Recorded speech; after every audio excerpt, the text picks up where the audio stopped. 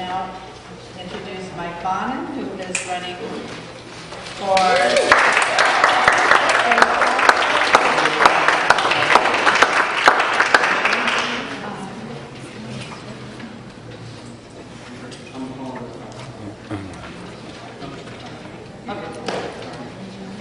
Good morning. Thank you, everybody. Thanks for being out here this morning. I want to apologize in advance if I'm a little amped up and high energy. It's been one of those campaign mornings where I've been running around since very early, and I get amped up when I'm at Democratic clubs. I get amped up when I'm among fellow Democrats, and I get amped up when I'm among fellow progressives who are trying to make Los Angeles and California and the United States better. I'm glad to be here today. This is my home Democratic club. As I signed in, they asked me to list all the Democratic clubs I'm actually a member of, and there wasn't enough space. This is my home club, this is my neighborhood club, and it's one of the most impressive clubs on the west side. I remember when this club, 10 or 12 years ago, was a tiny little club before it was fueled by the energy and the leadership of people like Mark and Cara over the past few years, and under Alan's leadership most recently. And this is a powerhouse club in Los Angeles. I've been very glad to get the endorsement of the County Democratic Party and the Stonewall Dems, the Pacific Palisades Dems, and the LA County Young Dems. And this is the Dem Club endorsement that would mean the most to me because it is my home group and my home neighborhood.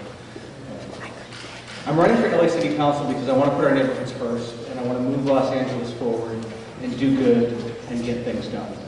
Local government is about, it's nonpartisan, and it's about problem solving and getting things done. And there's a number of things that I want to do. I want to help create good jobs here in Los Angeles. I want to help fuel the emergence of Silicon Beach here on the west side and get good, smart, creative jobs here for our population. I want to build mass transit. I want to make sure that we get out of the choking gridlock we have by building mass transit, getting the Expo line built, integrating all the different bus lines on the west side to feed that, and building out the 1,700 miles of bicycle lanes that Bill Rosendahl got approved last year. I got a 1 minute slide. I also want to work on affordable housing using technology to make the city a lot smarter and service delivery a lot better. So in my last minute, let me tell you what animates me and how I do that. It's a nonpartisan problem-solving job, but what fuels me and what brings me to that are my democratic values. I am a progressive. I started my work in politics helping organize for a predominantly female union on my college campus, technical workers and laboratory workers. And I learned then the value of being a community organizer and building a progressive movement one person at a time. It's why I took 3 months off my job in 2008 to work on the Obama campaign and do the same thing, and it's why after Prop 8 passed, I joined with the Courage Campaign and founded a training academy to teach 1,600 young people across the state of California how to be community organizers and how to fight for marriage equality and social justice. And Marianne's giving me the stop sign. After 17 years working for elected officials, now that I actually get to be my own guy, I'm sort of bustling with energy and ideas, and it's hard to shut me up. So.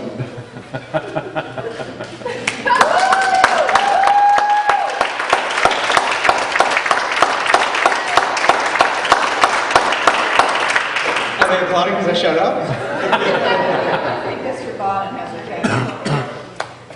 We need a couple questions for you. Okay. There has been a tremendous amount of controversy regarding homeless individuals and families parking and RVs, campers, and cars in the streets of your district of 11. Yep. How would you address complaints about homelessness in your district? What would you do to alleviate the problem? This is one of the most pressing issues that we face. And it's not an issue that's easy to talk about because it's an issue where the temperature easily gets turned up. And it's very easy to perceive that the noise here and the noise here should drive the agenda and drive the solution. And what I have found is it's important to not live in this space and in this space, but to understand where the reasonable middle is. And that most people are very interested in finding solutions to homelessness. The most important thing we can do for homelessness is understand that it is many problems under one name. understand that there needs to be a different solution for each population. Those who have fallen off the bottom rung of the economic ladder and need a handout. Those who are suffering from addiction, or those who are suffering from mental illness. And we need to treat each problem separately. What Bill has done over the past few years is we have put together a program with people assisting the homeless, where in the past 18 months, we have moved 110 people from living on the streets or in their vehicles into housing. Yeah. We need to do much more of that. I'd like to continue that program and in a first term house 400 more people. There's a very pressing challenge we face here that people don't often talk about. Over the past few years, we have actually reduced the number of homeless adults in Los Angeles County. We have not had particularly good luck in reducing the number of homeless veterans, and that needs to be a huge priority. But the thing that people do not talk about is over the past few years, the number of homeless children has increased. And that is a moral sin that we all must dedicate ourselves to fighting. There's an excellent organization in this district, the Upward Bound House, that helps move families into housing. And we've been using some of our housing vouchers to help put the families and the children into housing first. It's a tremendous sin that children are being forced to live on the streets or in their vehicles, and that has to stop. Okay, Mike, there is a whole issue around Bionic Wetlands now and the restoration. There's a big issue now around the Bionic Wetlands and the restoration. The portion around Venice has done a really good job of doing the low.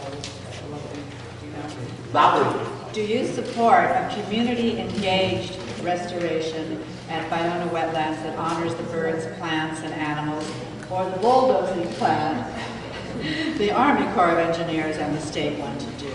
I think that's kind of a trick question, but no, I want a bulldoze, right? Let's talk.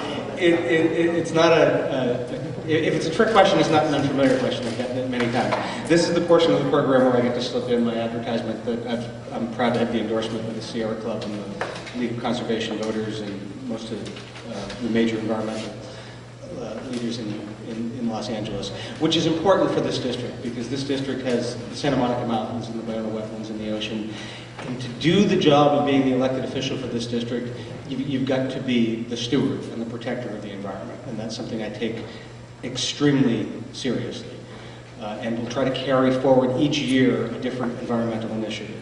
On this particular issue, I've made a point in this race of trying to say the same thing to every audience, whether it's popular or not. So I will say the same thing here that I've said to Marcia and the Sierra Club.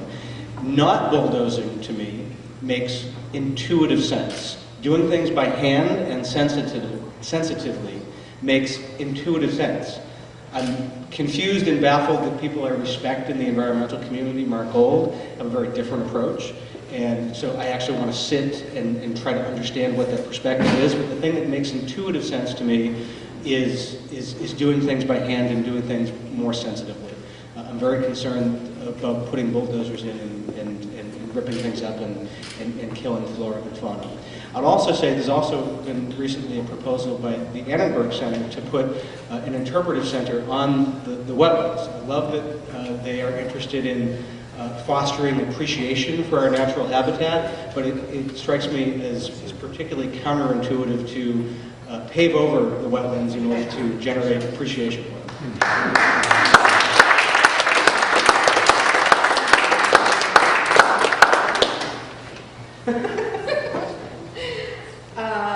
Mr. Bonin, what do you think are the top 3 issues facing Council District 11, and what would you do about them? Okay. The first thing I think it's important to say is that Council District 11, like Los Angeles, is a collection of neighborhoods, and that every neighborhood has its own unique character and personality and temperament and sensitivity and needs. And you need to treat each neighborhood differently and respect that you cannot have a one-size-fits-all solution to problems in Los Angeles. Having said that, in this district, there are some unifying issues. There is not a community in this district that is not negatively impacted by traffic. There is not a community in this district that does not suffer from the under-delivery of city services. And there is not a community in this district that is not impacted either visibly and loudly or somewhat more subtly and more quietly by the fact that there are homeless children and homeless veterans living in our community. So those would be three issues that I would focus on very intently. One of the things I think is very important to do for transportation is there's a lot of folks who aren't going to use the Expo line. There's a lot of folks who aren't going to use bicycle lanes. They don't necessarily have to.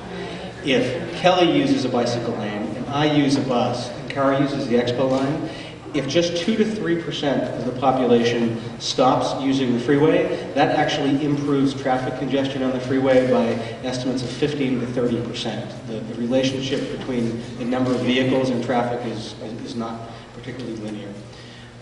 There is one other thing that we need to focus on, and it's important for the entire city, and that's job creation. From 1992 until 2005, the city of Los Angeles actually had a net loss in jobs. And we need to be creating jobs here in Los Angeles. Good paying, smart jobs for the creative population graduating from our colleges so kids can stay here. But we also need to stand up, as I have done with this club, and fight for fair wages and health care for people who have service industry jobs here in Los Angeles. I'm very glad to have worked with this club in particular on fighting for a living wage for the hotel workers near Century Boulevard.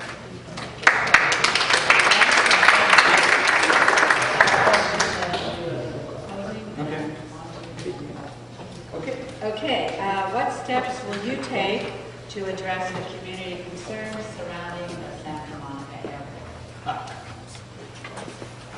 That one could be quick. I'll use my time for something else. We need to shut the airport down. Right, Marty?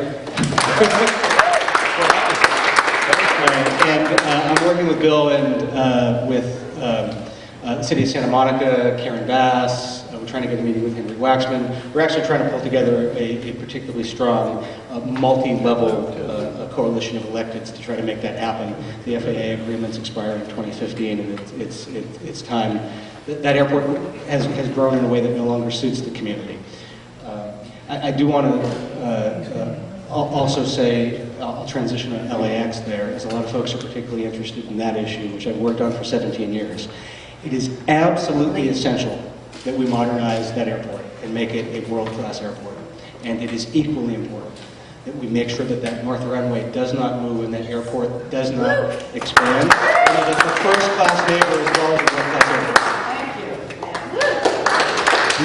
Yes. So in closing, I just want to say, I know it's a very high bar for a lot of you to get somebody who can fill Bill Rosenthal's shoes. Bill has been the most accessible and transparent and visible elected official some folks have seen. And I want to try to emulate that as much as I can with my own imprint and my own style. I want to hold office hours like Bill has done, but I want to hold them on evenings and on weekends. And I want to hold them in our senior centers and at our libraries and our fire stations, at our parks and our farmers markets, out in the community.